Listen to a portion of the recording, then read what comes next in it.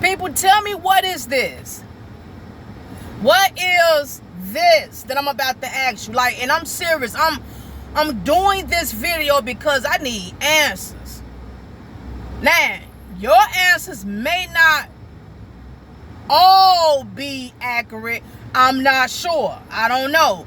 But if somebody could let me know what this is and it knocked my socks off, like I feel within my spirit, or I have the discernment, not my spirit, but if the Holy Spirit say, boom, that's it, then that's what it is. But if I'm like, man, no, I don't know, I don't think it's that, I don't know, because you would know if something is like accurate, because it would hit you.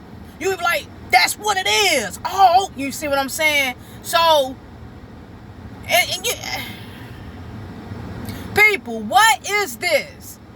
When you work and you get immature co-workers, they like to play like little kids, right? All throughout the shift while you're there, they like to play. They like to show off.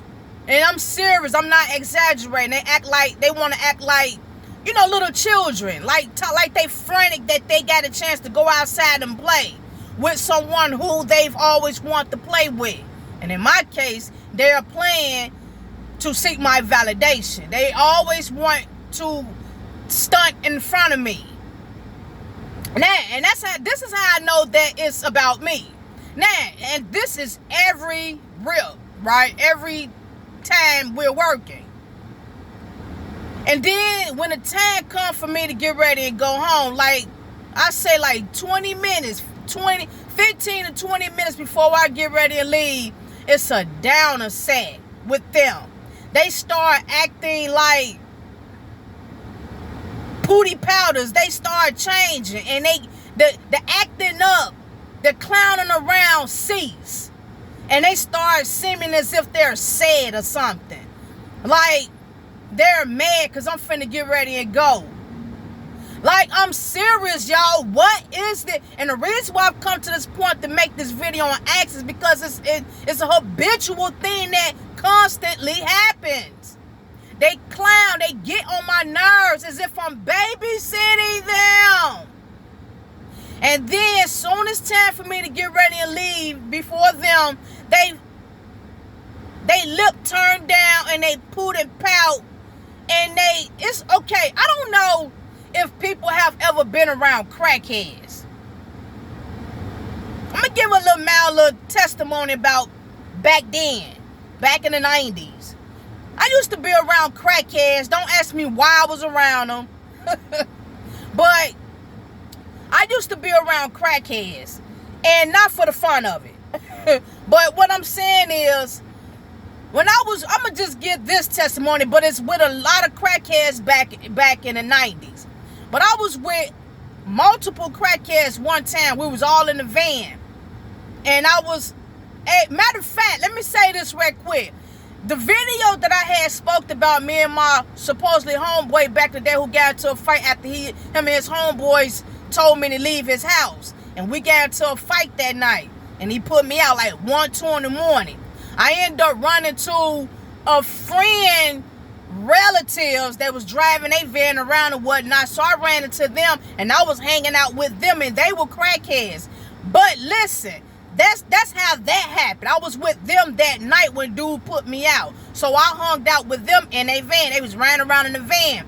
Now look, the spirit that these it was like 6 of them, and I'm in the back just trying to get some sleep. It was impossible. They were frantic. And I'm like, man, I ain't never seen these older people act this childish. They was so childish and frantic and happy. I'm like, man, yeah, man, we can't wait. Can't wait, boy. We finna get ready to go. They been trying to guess fan or currency exchange or something or whatnot. Back then, you know, we had our link cards, EBT cards where you could cash in and I don't want to say too much about that. But when they finally got their little money, this was like 3 in the morning, 2 or 3 in the morning. When they finally got their money, they bought some drugs. And when they bought their drugs, they was in the van getting high. And I'm like, oh my gosh. And I'm so exhausted because I was tired from kicking it earlier with them. So I'm in the back trying to sleep, and they was getting on my nerve. They was girl, yeah, yeah, man. And they got their crack. And a couple of the females in the back looking all on the floor and moving my feet out the way to myself. I'm like, oh my God, they was tweaking. Now, okay, fast forward. Maybe within 2 hours after the crack was gone, they all were quiet as, and it was about like 6 something in the morning. I had not went to sleep because I was up all night with them partying and moving my feet because they was tweaking, looking for crack, lint crack.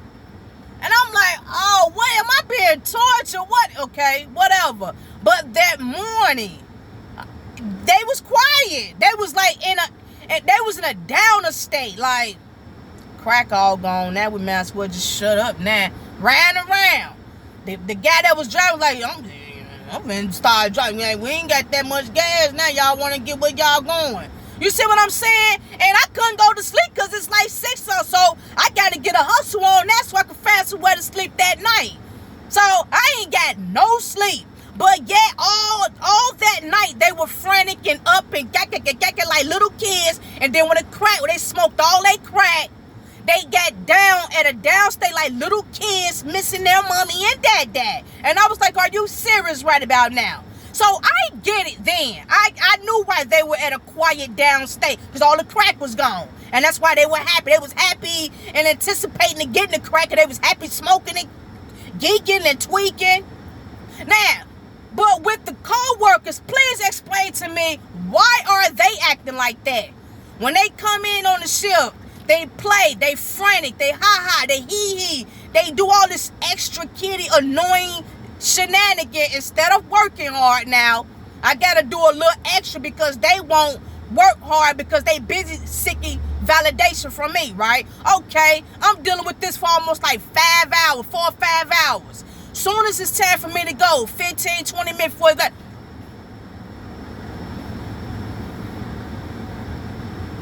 you can hear a pin drop. And I'm like, this is every time I get ready and leave. What is going on? You got people playing sick. You know why?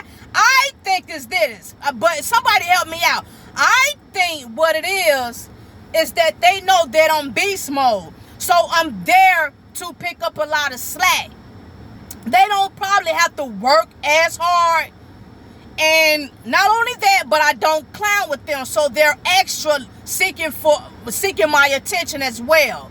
Like I said, this is just my opinion. And so when it's time for me to leave, they have no one to clown for. They can't. I told y'all, they don't want attention from the people that's already there because they're all alike. So they will be clowning continuously after I leave for nothing. They're all dodos. So they know that now they're going to also have to pick up the slack and work a little harder, which that's not why they're there. They're not there to work. So they got to work a little harder because the beast mode has left. Now, that's just my opinion. Like I said, once again, people, I don't mean to be bothering y'all because y'all got y'all stuff and shenanigans as well with alone co-workers. But maybe I can also help somebody else out that's maybe experiencing the same shenanigan. Please leave your comments down. I need some help. And once I get that, once I get that knock on the nail, once you hit it on the head, then I ain't gonna bother y'all no more about that. I ain't gonna mess with y'all no more about that. I just want to know. I threw my opinion out there. Yep. What's with the frantic-y for 5 hours, and right before I get ready and leave is they want to play serious now and want to start sucking up to me and want to talk and ask questions, and it's like, you so obvious. Stop it. It's disgusting. Stop it. Right before I leave.